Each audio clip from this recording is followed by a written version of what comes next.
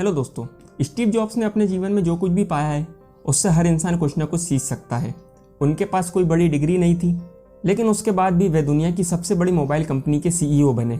अपनी ज़िंदगी का एक वक्त उन्होंने ऐसा भी गुजारा है कि एक वक्त के खाने के लिए कई किलोमीटर पैदल चलकर एक मंदिर में जाया करते थे, वहाँ जाके अपनी भूख मिटाया करते थे। और यही नहीं, एक बार तो उनको खुद की कंपनी एप्पल से ही निकाल दिया गया था, लेकिन इसके बावजूद भी वे रुके नहीं और आगे ही बढ़ते गए। तो दोस्तों, आज की इस वीडियो में मैं आपसे शेयर कर रहा हूँ स्टीव जॉब्स की कहानी कि कैसे उन्होंने एप्पल कंपनी को दुनिया की सबसे बड़ी टेक्नोलॉजी कंपनी बनाया। दोस्तों, स्टीव जॉब्स का जन्म 24 फरवरी 1955 को कैलिफोर्निया सैन फ्रांसिस्को में हुआ था। इनके पिता का नाम अब्दुल फट जंदाली और माता का नाम जोआन शीवल था। जंदाली एक मुस्लिम थे जो सीरिया के थे, जबकि इनकी माँ ईसाई थी। हालांकि उस दौरान उनके माता ने शादी नहीं की थी, इसलिए स्टीव को किसी और को गोद देने का उन्होंने फैसला किया। इसके बाद स्टीव को पॉल और क्लारा ने गोद लिया। पॉल पेशे से मैकेनिक थे और क्लारा एक अकाउंटेंट थी। इनके पिता का एक गैराज था। वहीं से स्टीव को भी इलेक्ट्रॉनिक्स में इंटरेस्ट आना शुरू हो गया। अपने पिता के काम को करते देख देख कर बचपन में ही इन्होंने इलेक्ट्रॉनिक्स का काफ़ी काम सीख लिया था। स्टीव के माता पिता ने जैसे तैसे तो उनको हाई स्कूल तक तो पढ़ा लिया, पर जब आगे की पढ़ाई के लिए उन्होंने कैलिफोर्निया के रीड कॉलेज में एडमिशन लिया तो उनके माता पिता के लिए यहाँ पढ़ाना काफ़ी मुश्किल हो रहा था, क्योंकि ये कॉलेज की फ़ीस इतनी ज़्यादा थी कि इनका घर खर्च चलना मुश्किल हो रहा था। इसके लिए स्टीव ने पहले ही सेमेस्टर के बाद कॉलेज छोड़ने का फैसला कर लिया। कॉलेज की पढ़ाई को छोड़ने के बाद उन्होंने कैलीग्राफी की क्लास लेना शुरू की। कैलीग्राफी शब्दों को क्रिएटिव और अच्छे तरीके से लिखने की एक कला होती है। इस दौरान स्टीव का जीवन काफ़ी संघर्षों के साथ गुजर रहा था। उनके पास जब इतने पैसे भी नहीं होते थे कि वे अपना पेट भर सकें। कोक की बोतल को बेचकर वे किसी तरह अपना गुजारा करते थे और हर संडे को कई किलोमीटर पैदल चलकर एक मंदिर में जाकर भरपेट खाना खाते थे।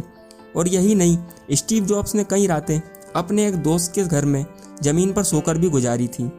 स्टीव जॉब्स ने कैलीग्राफी में अपना हाथ बहुत अच्छे से जमा लिया था और इसी के चलते उनको सन 1972 में अपनी पहली नौकरी एक वीडियो गेम डेवलपिंग कंपनी अटारी में मिली।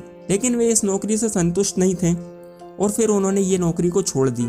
इस नौकरी से जो कुछ भी रुपए उन्होंने कमाए थे उससे वे सन 1974 में भारत आए। दरअसल स्टीव जॉब्स भारतीय संस्कृति से काफ़ी इंस्पायर थे। इसके चलते वे करीब 7 से 8 महीने भारत में रहकर उन्होंने बौद्ध धर्म की शिक्षा ली और बौद्ध धर्म का ज्ञान प्राप्त करा। बौद्ध धर्म को समझने के बाद वे अमेरिका वापस लौट आए।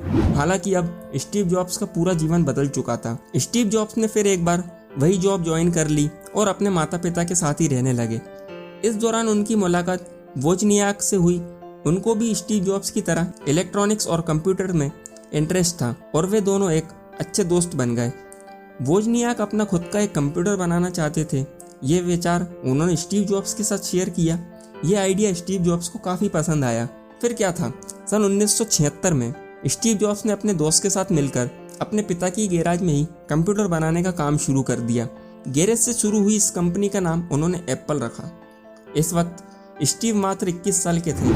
यह कंप्यूटर छोटा और काफ़ी सस्ता था, इसलिए यह कंप्यूटर काफ़ी लोगों की पसंद बन चुका था। दोनों ने मिलकर यहाँ से लाखों डॉलर कमाए। स्टीव की कड़ी मेहनत और लगन से उनके एप्पल कंप्यूटर ने तेजी से पूरे बाजार पर कब्जा कर लिया और आने वाले 10 सालों में एप्पल एक बड़ी कंपनी बनकर उभरी। स्टीव जॉब्स ने आगे 2 और प्रोडक्ट लॉन्च किए, जिसका नाम एप्पल 3 और लीसा कंप्यूटर था। लेकिन ये दोनों प्रोडक्ट काफ़ी बुरी तरह फ्लॉप हो गए। इससे इस कंपनी को काफ़ी नुकसान का सामना करना पड़ा और कंपनी के लोगों ने इस घाटे का जिम्मेदार स्टीव जॉब्स को ही ठहराया, जिसके लिए उनको सितंबर 1985 को कंपनी से निकाल दिया गया। लेकिन इनके अंदर की इच्छा शक्ति और प्रतिभा की कोई कमी नहीं थी। इसके बाद उन्होंने फिर हाई एंड पर्सनल कंप्यूटर नाम के सॉफ्टवेयर के साथ शुरुआत की। यहाँ से स्टीव जॉब्स ने इतने पैसे कमा लिए थे कि उन्होंने एक ग्राफिक डिज़ाइनिंग कंपनी ही खरीद ली, जिसका नाम उन्होंने पिक्सार रखा था। ये कंपनी अब सफलता के आसमान छू रही थी, लेकिन वहाँ एप्पल कंपनी घाटे में चल रही थी। एप्पल कंपनी के बोर्ड ऑफ डायरेक्टर ने स्टीव जॉब्स से एप्पल कंपनी को फिर से ज्वाइन करने की रिक्वेस्ट की। इसी तरह सन 1996 को स्टीव जॉब्स फिर से इस कंपनी से जुड़े। इस बार वे एप्पल कंपनी के सीईओ बन चुके थे और उन्होंने पिक्सार कंपनी को भी एप्पल के साथ जोड़ दिया था। स्टीव जॉब्स ने एप्पल कंपनी में फिर से जुड़ने के बाद उन्होंने कई नए प्रोडक्ट्स निकाले, जैसे iPod music player, iTunes music software. दोनों ही प्रोडक्ट्स मार्केट में बहुत सफल हुए और अब जो एप्पल कंपनी घाटे में जा रही थी, वे कंपनी वापस पटरी पर आना शुरू हो गई। इसके बाद सन 2007 में एप्पल ने अपना पहला मोबाइल फोन आईफोन लॉन्च करके मोबाइल की दुनिया में क्रांति ही ला दी। यहाँ से एप्पल कंपनी ने कभी पीछे मुड़कर नहीं देखा। दोस्तों, दुनिया की सबसे बड़ी कंपनी एप्पल के फाउंडर स्टीव जॉब्स ने अपनी जिंदगी के आखिरी समय में वे पैनक्रियाटिक कैंसर जैसी बीमारी से लड़ रहे थे। कई वर्षों तक इस बीमारी से लड़ने के बाद उन्होंने 2 अक्टूबर सन 2011 को दुनिया से अलविदा कहा और दुनिया ने अपना एक मोबाइल और कंप्यूटर स्टार खो दिया।